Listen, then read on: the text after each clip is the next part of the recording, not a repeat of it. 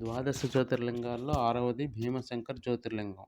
మహారాష్ట్రలో పూణే నగరానికి సుమారు 100 కిలోమీటర్ల దూరంలో ఈ భీమశంకర్ జ్యోతిర్లింగ క్షేత్రం ఉన్నది. ప్రశాంతత, పవిత్రత, ఆధ్యాత్మికత వెల్లివిరుస్తున్న ఈ పుణ్యక్షేత్రం మహాశైవ క్షేత్రం. సహ్యాద్రి పర్వత శ్రేణుల్లో అరణ్య ప్రాంతంలో ఉన్నది ఈ జ్యోతిర్లింగ క్షేత్రం. ఇక్కడ పర్వతం రథరూపంలో ఉండటం వల్ల ఈ ప్రాంతానికి రథాచలం అనే పేరు కూడా ఉంది. ఈ అరణ్య ప్రాంతానికి ఢాకిని అనే పేరు కూడా ఉంది. అందుకే ఢాకిన్యాం భీమశంకరం అంటారు. ఈ క్షేత్రం సముద్రం నుండి సుమారు 3400 అడుగుల ఎత్తులో ఉన్నది. ఇక్కడ వాతావరణం ఎంతో ఆహ్లాదకరంగా, ఆరోగ్యప్రదాయంగా ఉంటుంది. ఎండాకాలంలో కూడా ఇక్కడ చల్లని వాతావరణం ఉంటుంది. అందువల్ల ఈ ఎండాకాలంలో ఇక్కడికి చాలామంది చల్లని వాతావరణంలో ఉండటానికి వస్తుంటారు. భీమశంకరం కృష్ణానది ఉపనది అయిన భీమానది జన్మస్థానంగా కూడా ప్రసిద్ధి చెందింది. భీమశంకర జ్యోతిర్లింగం ఆవిర్భావం గురించి శివపురాణంలో వివరణ ఉంది. కర్కసి, కుంభకర్ణుడి కలయిక వలన జన్మించిన రాక్షసుడు భీముడు తన తల్లి ద్వారా శ్రీరాముని వలన, అగస్త్యుని వలన తన తల్లికి, ఆమె కుటుంబానికి జరిగిన అన్యాయం గురించి తెలుసుకుంటాడు. తన తల్లికి భర్త అయిన విరాధుని శ్రీరాముడు సంహరించినాడని, తన తల్లి తండ్రి అయిన కర్కటకుడిని, తల్లికి తల్లి అయిన పుష్కసిని అగస్త్య మహర్షి దగ్ధమనిచ్చినాడని తెలుసుకొని దేవతలపై పగ తీర్చుకోవాలనే ప్రతీకార దీక్షతో భీముడు 1000 సంవత్సరాలు బ్రహ్మదేవుని గురించి ఘోరమైన తపస్సు చేశాడట. అతని తపస్సుకు మెచ్చి బ్రహ్మదేవుడు అతనికి కోరిన వరాలు ఇచ్చాడట. బ్రహ్మ నుండి వరాలు పొందిన శక్తితో అతను ఇంద్రుడిని ఓడించి దేవతలను, మునులను, ఋషులను, సామాన్య ప్రజలను పీడించసాగాడు. కామరూపరాజైన సుదక్షుడిని భీముడు ఓడించి ఆ రాజుని కారాగారంలో బంధించాడు. సుదక్షిణుడు శివభక్తుడు. కారాగారంలో కూడా అతను పార్థివలింగాన్ని తయారు చేసి శివుణ్ణి ఆరాధిస్తూ ఉండేవాడు.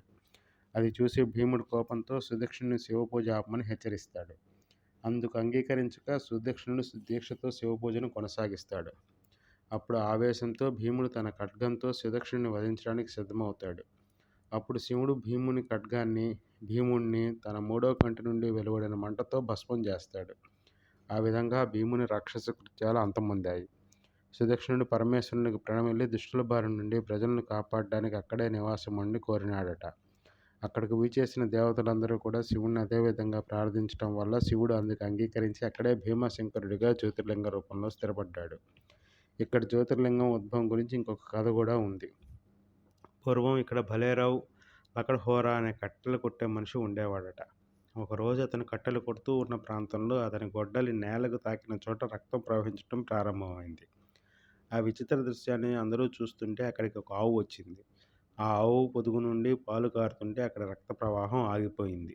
అక్కడే శివుడు జ్యోతిర్లింగ రూపంలో ఉద్భవించాడని కొంతమంది అంటారు.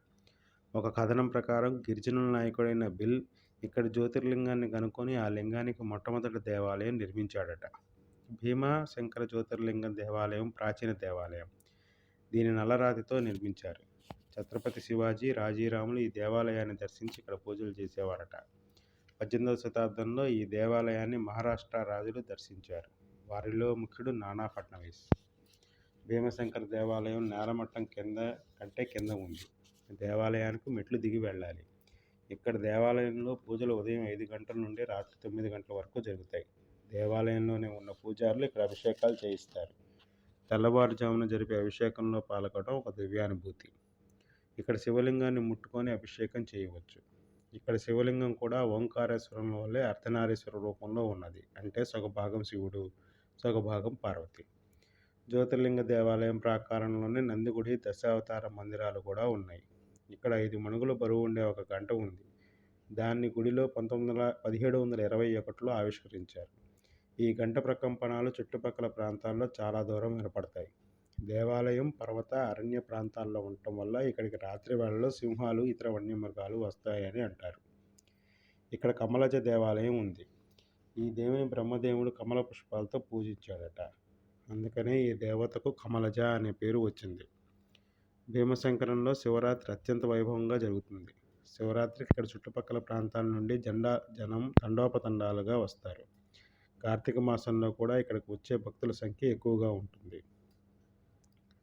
ఇక్కడ వాతావరణం, ప్రకృతి సౌందర్యం యాత్రికులకు ఇక్కడ కొన్ని రోజులు ఉండేలా అనిపిస్తుంది. కానీ ఉండటానికి వసతులు లేనందున యాత్రికులు చాలామంది ఇక్కడ బస చేయరు. ఇక్కడ కొన్ని సత్రాలు ఉన్నాయి, కానీ అందులో కనీస సౌకర్యాలు కూడా లేవు. మహారాష్ట్ర టూరిజం డెవలప్మెంట్ కార్పొరేషన్ వారి అతిథి గృహం ఇక్కడ దేవాలయానికి కొంచెం దూరంలో ఉంది. ఇక్కడ కొందరు తమ ఇళ్లలోనే యాత్రికులకు గదులు అద్దెకిస్తారు. ఎండాకాలంలో నీటి ఎద్దడి వల్ల ఇక్కడ ఉండేవారు కూడా నీటిని కొనుక్కోవాల్సి వస్తుంది.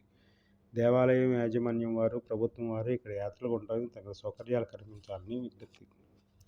ఇక్కడ పవిత్ర వాతావరణం పూర్వం చాలామంది మత గురువులను ఆకర్షించింది. రామదాస్, జ్ఞానేశ్వర్ వంటి ప్రముఖ మహారాష్ట్ర ప్రాంత మత గురువులు ఇక్కడ ఉన్నారు. ఇప్పటికీ ఇక్కడ ప్రశాంత వాతావరణం చాలామంది సంతులను, మత గురువులను ఆకర్షిస్తుంది. భీమశంకరం వద్ద పూర్వం భూలోకం నుండి పాతాళ లోకంకు మార్గం ఉండేదని అంటారు. ఆ మార్గంలో ఇక్కడికి పాతాళ లోకం నుండి అసురులు ఇక్కడికి వచ్చి భీమశంకరునికి పూజలు చేసేవారట. మానవులు, దేవతలే కాకుండా రాక్షసులు కూడా పూజించిన దేవత భీమశంకరుడు. భీమశంకరుని పూజిస్తే సకల చింతలు తిరిగిపోతాయని, కోరిన కోరికలన్నీ నెరవేరుతాయని, జీవితం సుఖమే ఉంటుందని, భీమశంకరుడు మోక్ష ప్రదాత అని భక్తులు విశ్వసిస్తారు. భక్తుల ప్రాపంచిక విషయాల నుండి దూరం చేసి పవిత్ర ఆధ్యాత్మిక వాతావరణంలోకి ఆహ్వానించే శక్తి ఈ క్షేత్రానికి ఉంది. శివపురాణం, గురుచరిత్ర, స్తోత్రరత్నాకరం మొదలైన గ్రంథాల్లో భీమశంకర జ్యోతిర్లింగ మహత్యం గురించి ఉంది. ధన్యవాదాలు.